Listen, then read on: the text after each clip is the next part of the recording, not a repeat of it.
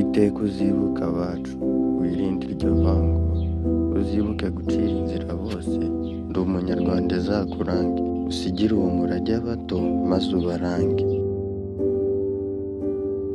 Unyibonemo nanjye nkwibonemo, inkunde nk'uko wikunda, nanjye mu kukwigana mbigenze ntyo. Ibyabaye muri Jenoside bitubere isomo, duharanire ko bitazongera ukundi. Ese mureke tubereke urwo bifuje, umutuzo twuje, urukundo rwaje, urwa Gasabo babibye, turwuhire maze rutohe tubibubahire.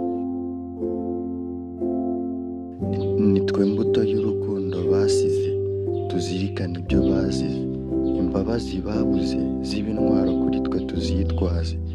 Uwo ari we wese wazisabye ntazibure, azihabwe zimutange imbere, Imana izabidushimire.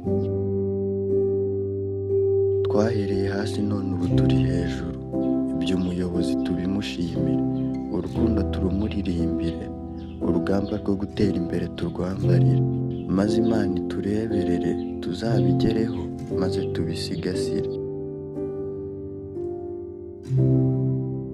Mu gusigasira amateka ntitumutenguhe tubyibuke, twibuke abacu ibyababayeho tubyigireho.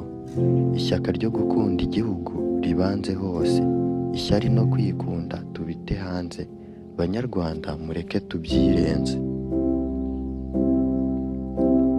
Twubake u Rwanda rw'ahazaza, turukorere tutiganda, duharanire ubumwe bw'Abanyarwanda, turwanye ingengabitekerezo ya Jenoside, kuko ibyo yasize ntibiteze kuzibagirana. Twibuke twiyubaka, duharanire ubumwe bw'Abanyarwanda.